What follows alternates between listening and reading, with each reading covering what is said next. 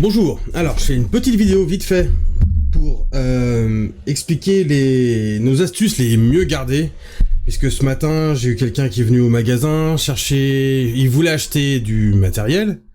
Malheureusement, je n'avais pas à vendre à ce moment-là, hein, sinon je l'aurais joyeusement fait. Et une personne qui cherchait un apprentissage aussi. Du coup, je me suis dit, pour ceux qui n'ont pas la même chance que nous de travailler en boutique, je pensais que ça serait plutôt cool de partager nos secrets les mieux gardés. Alors, pour commencer, les meilleures machines, pas besoin d'acheter des trucs super chers. Sur Amazon ou eBay, AliExpress, y a tout ce qu'il faut. Hein. Le seul truc, c'est qu'il faut pas acheter les rotatives. Ça, tout le monde est d'accord pour dire que les moteurs brûlent, c'est de la merde. Ce qu'il faut, c'est acheter ça, les machines à bobine. Donc, une machine à bobine, elle vient de base comme elle est. Sauf que nous, les professionnels, on les a débridées. Et elles ont déjà des trucs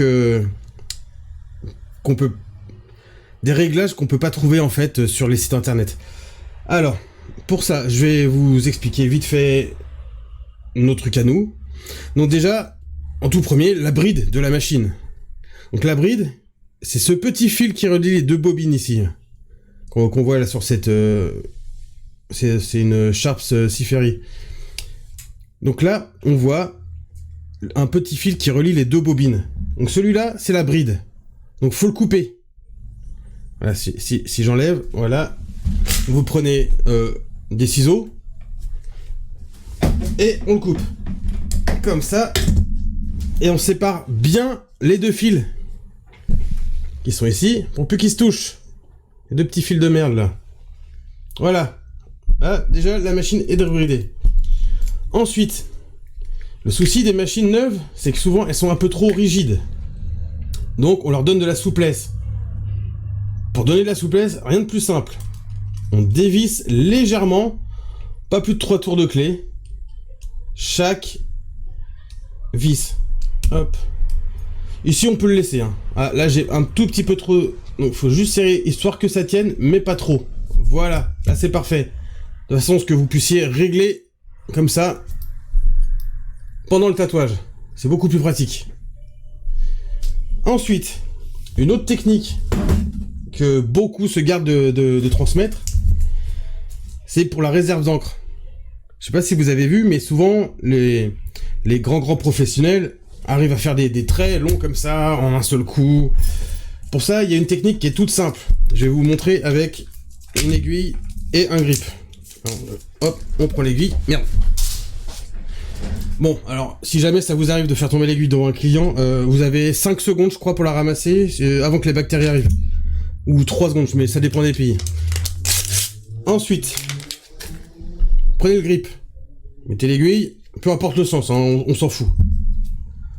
Vous l'attachez là. Vous le mettez là-dessus. Comme ça. Knock, knock, knock, knock, knock, knock. Et ce qu'il faut faire, c'est au lieu de mettre l'encre dans les petits pots, vous renversez l'encre directement ici. Comme ça, vous avez tout ça de réserve. C'est beaucoup plus rapide, beaucoup plus pratique. Et vous pouvez tatouer pendant des heures, même sans avoir jamais à re-remplir et à se faire mal au doigt, à faire comme un con. En parlant d'encre, je sais pas si vous avez remarqué, souvent on dit que l'encre d'eBay est de très mauvaise facture. C'est juste qu'elle est beaucoup plus liquide. En fait, pour la rendre plus épaisse, on peut ajouter de la glycérine, tout ça, mais la glycérine, on en trouve dans quoi? Pharmacie, ça coûte cher. Le mieux, le savon ou le liquide vaisselle. Le jaune, pas le bleu. Le jaune a tendance à être un peu plus épais, parce que le bleu mousse trop. Donc ça épie... Et faut faire à peu près 3 gouttes pour 5 gouttes. En général. Après, si vous faites de l'ombrage, vous en mettez un peu plus. Ça marche aussi pour les couleurs, hein. Concernant le voltage, c'est à peu près tout. J'en referai une plus tard, pour le reste. Merci.